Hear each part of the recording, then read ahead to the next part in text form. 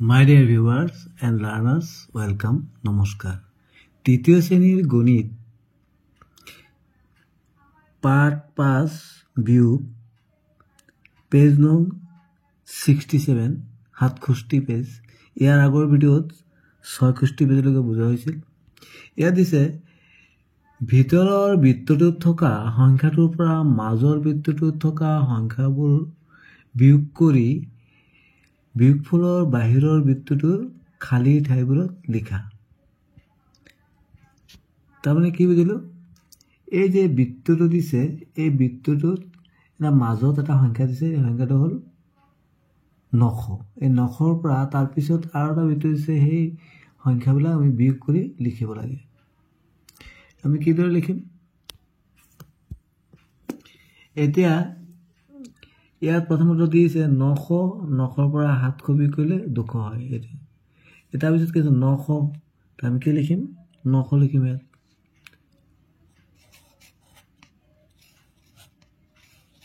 900 লিখিলোঁ। 900ৰ পৰা আমি কিমান বিয়োগ কৰিব লাগিব? 900ৰ পৰা আমি 300 বিয়োগ কৰিম। কিমান হ'ব? 600।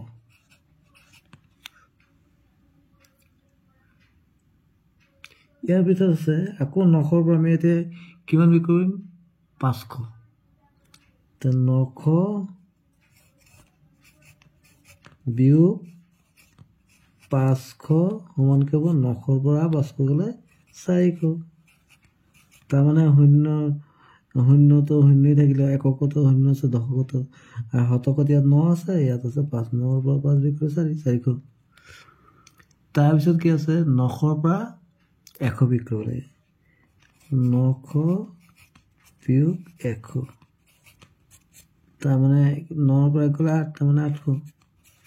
এইবোৰ যোগ। তাৰপিছত কিমান আছে? 900ৰ পৰা 800 বিয়োগ কৰিব লাগে।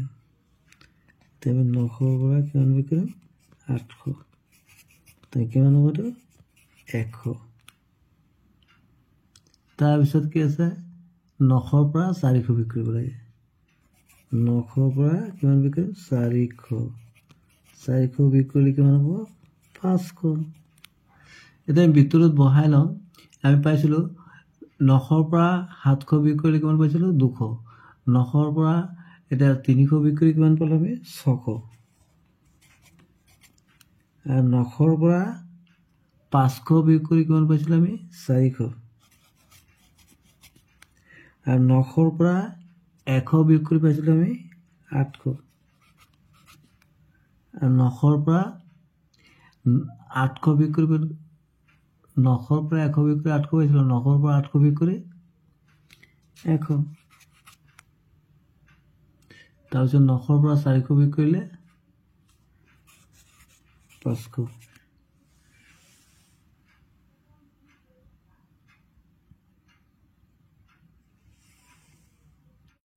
ইয়াৰ পিছত সংখ্যা যদি দিছে, যেনেকৈ 415 আৰু 222 লৈছে সংখ্যা, সেই সংখ্যা দুটা যোগফল কৰিছে 637 হৈছে, 637 হৈছে। তাৰপিছত 637ৰ পৰা আকৌ 222 বিয়োগ কৰিছে, ইয়াত কিমান পালোঁ? 415। আৰু 637ৰ পৰা 415 আকৌ বিয়োগ কৰিলে কিমান পাম? 222। এইদৰে 637ৰ পৰা 222 বিয়োগ কৰিলে 415 পাই যাম। আকৌ 222ৰ লগত 415 যদি আমি যোগ কৰোঁ, আকৌ এইটো পাই যাম। এইদৰে তোমালোকে এই সংখ্যা যদি তোমালোকে তোমালোকৰ বন্ধু বান্ধৱীৰ লগত কৰি চাবাচোন। এতিয়া আহিলে 68 পেজ, কৰি চাওঁ আহা। ইয়াত 650ৰ লগত 200 যোগ কৰিলে কিমান হ'ব? 850ৰ পৰা কিমান বিয়োগ কৰিলে 200 হ'ব? 850ৰ পৰা কিমান বিয়োগ কৰিলে 650 হ'ব? তাৰমানে কি, ইয়াত মৰমৰ ছাত্ৰ ছাত্ৰীসকল তোমালোকে তিনিটা সংখ্যা দেখিছে ইয়াত। এটা হ'ল 650, আনটো হ'ল 200, আনটো হ'ল 850। তাৰমানে কি, এই তিনিটাই হ'ব। মানে যদি তিনিটা আছে তো, 650, 200 আৰু 850 আছে তো, যদি যি দুটা দি দিব আনটো হ'ব। তাৰমানে 650ৰ লগত 200 যোগ কৰিলে কিমান হ'ব? 850। ঠিক সেইদৰে ইয়াত কি হ'ব? 850 আছে, ইয়াত 200 আছে, তাৰমানে কোনটো নাই? এইটো দিছে আৰু এইটো দিছে, তাৰ কোনটো নাই? নাই, ইয়াত নিশ্চয় কি হ'ব? 650। তাৰমানে আমি যদি 850ৰ পৰা 650 বিয়োগ কৰি আমি 200 পামেই। ঠিক তেনেদৰে ইয়াত 850 আছে আৰু 650 আছে, কি বাকী আছে? 200। তেনেকৈ 200 হ'ব, একেবাৰে ইজি। তাৰমানে 850ৰ পৰা 200 বিয়োগ কৰিলে 650। এতিয়া পিছৰ দিলে আহক, ইয়াত এতিয়া আমি চাওঁ সংখ্যাবিলাক কি কি আছে। ইয়াত আছে 923, ইয়াত আছে 306 আৰু কি আছে? 3টা ঘৰ আছে আৰু এটা সংখ্যা হ'ব 923, 306 আৰু 617। তাৰমানে 923ৰ পৰা 306 বিয়োগ কি হ'ব? 617। এইটো মিলি যায়। এতিয়া 617 আছে আৰু 923 আছে, তাৰমানে কোনটো নাই? 306টো নাই। এইটো তোমালোকে চাই লোৱা, এইটো যোগ কৰিলে ইমান হয় নাই যে 6 আৰু 7 13 13 3 কৰিলে 1 1 2 আৰু 6 3 9 মিলিব লাগিব। ইয়াত এতিয়া ইয়াত দুইটাতে দিয়া নাই, 306 দিছে। এতিয়া 306 এতিয়া মাজত বিয়োগ দিছে। এতিয়া আমি ডাঙৰৰ পৰা সৰু বিয়োগ কৰিলে এইটো পাব লাগিব। এতিয়া ডাঙৰ কোনটো আছিলে? 900। এতিয়া কি বাকী আছিলে? 923 আৰু 617। তাৰমানে 923টো ইয়াত হ'ব, ডাঙৰটোৰ পৰাহে সৰুটো বিয়োগ কৰিব লাগে। 617 বিয়োগ কৰিলে কিমান হ'ব? 306। মৰমৰ ছাত্ৰ ছাত্ৰীসকল, তোমালোকে বিয়োগ কৰি চাই ল'বাচোন। এতিয়া পিছৰলৈ আহোঁ। পিছৰলৈ চোৱা, ইয়াত 725 আছে, 427 আছে আৰু কি আছে? 298। এইটো বিয়োগ কৰিলে কি হ'ব? নিশ্চয় 298। মানে এই 3টা সংখ্যা দিছে, 3টাই হৈ থাকিব। যেনেকৈ এইটো 427টো আছে আৰু 725, কোনটো নাই? এইটো 298 ইয়াত হৈ যাব। তাৰমানে তোমালোকে চাব পাৰা, এইটো যোগ কৰিলে এইটো হ'ব। তাৰমানে 427ৰ লগত 298 যোগ কৰিলে 725 হ'ব। এতিয়া 725ৰ পৰা 298 বিয়োগ কৰিলে কিমান হ'ব? এতিয়া আমি চাম 725 আছে, 298 আছে, কোনটো হ'ব? 427। একেবাৰে ইজিতে এইদৰে কৰিব পাৰি। তাৰমানে মৰমৰ ছাত্ৰ ছাত্ৰীসকল, তোমালোকে বিয়োগ কৰিও চাব পাৰে এইটো লগত এইটো। তাৰমানে 3টা বস্তু আছিলে, 725 আছিলে, 427 দিছিলে আৰু কি দিছিলে? 298। তাৰমানে যি দুটা সংখ্যা দি দিব, যিটো দিয়া নাথাকিব সেইটোৱে হ'ব খালী ঘৰটো। যেনেকৈ ইয়াত 427 দিছে, 725, তাৰমানে 298টো হ'ব। ইয়াত 725 দিছে, 298, তাৰমানে কোনটো বাকী আছিলে? 427। এতিয়া তোমালোকে বিয়োগ কৰি চাব পাৰে, এইটোৰ পৰা এইটো বিয়োগ কৰিলে ইমানে হ'ব, ইয়াৰ লগত ইয়াত যোগ কৰিলে এইটোৱে হ'ব। এই 725ৰ পৰা 427 বিয়োগ কৰিলে ইমানে হ'ব। মৰমৰ ছাত্ৰ ছাত্ৰীসকল, ইয়াত এটা টেবুল দিছে। এই টেবুলটো চাই সংখ্যাকেইটা একবাৰ 3খনকৈ লৈ যিমানবোৰ পাৰ্থক্য পাব পাৰোঁ সেই সংখ্যাবিলাক ৰঙা কৰিব কৈছে। এতিয়া আমি এইটো চাওঁ, ইয়াত কি দিছে?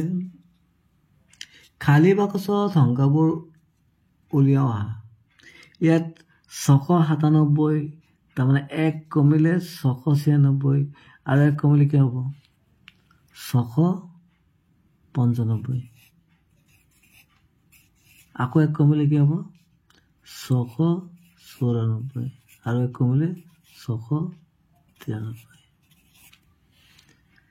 এতিয়া ইয়াত কিমানকে কমিছে? 10কে। তাৰমানে 697 পৰা 10 কমিলে 600, তাৰমানে 10ৰ অংকটো 1 1 কমি যাব। ইয়াত 9 জেগাত কি হ'ব? 8 হ'ব। তাৰপিছত আকৌ 10 কমিলে এই 10ৰ অংকটো 8 আছে, তাতে কি হ'ব? 7 হৈ যাব। তাৰপিছত আৰু 10 কমিলে 10ৰ অংকটো কি হ'ব? 6 হৈ যাব। তাৰপিছত আকৌ কমিলে 10ৰ অংকটো কি হৈ যাব? 5 হৈ যাব। তাৰমানে 657 হৈ গ'ল। আৰু ইয়াত দিছে 100 কমিছে, তাৰমানে শতকৰ ঘৰৰ পৰা 1 কমাই দিলে হ'ব ন। 600 জেগাত 500 হৈ যাব, 500 জেগাত 400 হৈ যাব, 400 জেগাত কিমান হৈ যাব? 300। আৰু 97টো একেই থাকিব, মানে শতকৰটোহে বদলি কৰিব লাগে। এতিয়া 2 3 ঠাইত কি হৈ যাব? 2 হৈ যাব, 297।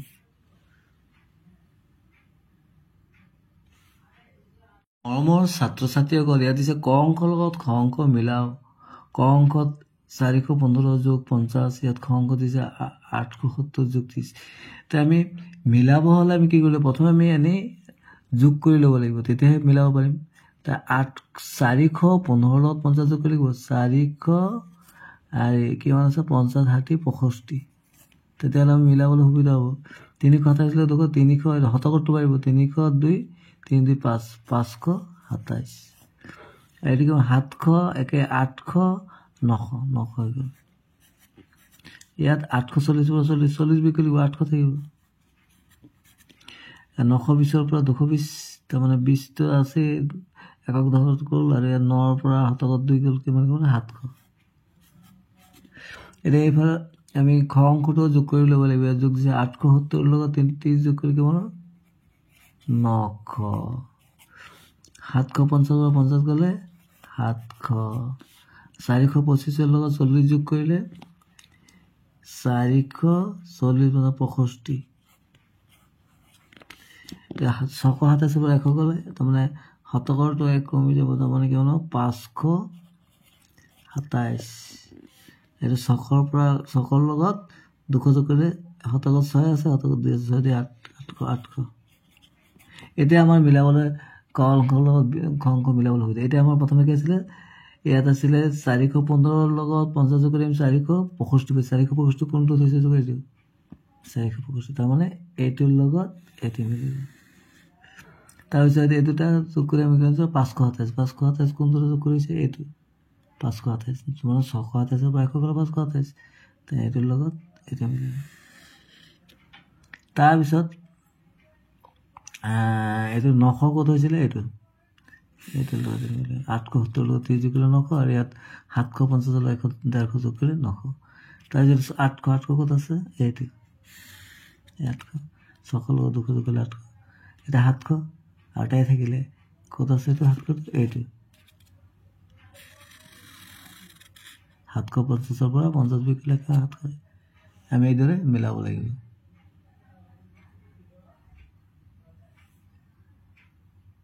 মৰমৰ ছাত্ৰ ছাত্ৰীয়ে উলিয়াই দিছে বাওঁফালৰ বিয়োগফলবোৰ সোঁফালৰ নিকটৱৰ্তী হবোৰৰ লগত মিলাও বাওঁফাল সোঁফাল মানে হলৈকে মিলাব গৈছে তেনেকৈ 375 পৰা 26 গ'লে মোটামুটি কিমান হ থাকিব 300 মানে শতকৰ ঘৰটো কিমান 300 থাকিব সেইকাৰণে 300 লগত মিলিছে 414 24 তাৰমানে এইটো মোটামুটি কিমান থাকিব 884 থাকিব তেনেহ'লে আমি ক'ত মিলাম 800 আছে না 884 800 মিলাম তাৰ 565 পৰা এইটো কি থাকিব 500 584 থাকিব তাৰমানে এইটো কি হ'ব 500 আৰু এইটো 247 পৰা মাজত এইটো 200 শতকত 200 ঘৰটো কোনটো আছে এইটো আৰু এইটো 693 পৰা 11 বিক কৰিলে এইটো মোটামুটি 700 ঘৰতে থাকিব মানে বেছি নকমে 700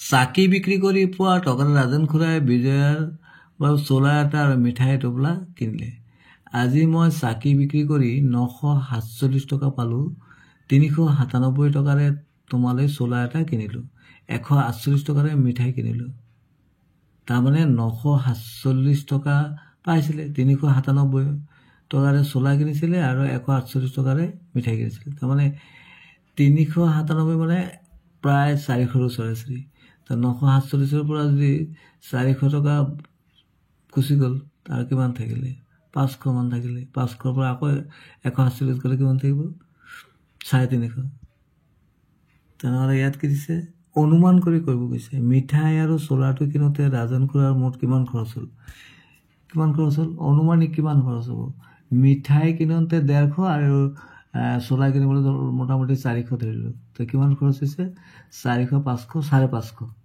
যদি আমাক মিঠাই আৰু চোলাটো কিনোতে ৰাজন খুৰাৰ মুঠ কিমান খৰচ হৈছে তেতিয়া আমাক অনুমান কৰিব গৈছে যিহেতু তেনে আমি কিমান পালোঁ 400 500 550 মানে 550 টকা প্ৰায় আৰু সঠিকভাৱে যদি আমি যোগ কৰোঁ তেনেহ'লে আমি কিমান পাম যদি একুৰেট ওলাব খোজোঁ তেনেহ'লে আমি কিমান পাম কিমান আছিলে 148 আৰু এইটো আছিলে 397 আৰু 148 যোগ কৰিলে কিমান হ'ব 7 15 5 কৰিলে 1 কৰিলে 9 10 10 4 14 4 কৰিলে 1 3 4 5 545 টকা তাৰমানে যদি আমি একুৰেট ওলাব যাওঁ তেনেহ'লে 397 লগত 148 যোগ কৰিলে কিমান পাম 545 টকা আৰু মোৰ যাম এই 550 কিলো হ'ব আৰু নহ'লে 545 টকা যোগফল আমি কৰিলে 545 টকা তাৰপিছত যে ৰাজেন খুৰাৰ হাতত কিমান টকা থাকিলে অনুমানিক কিমান থাকিলে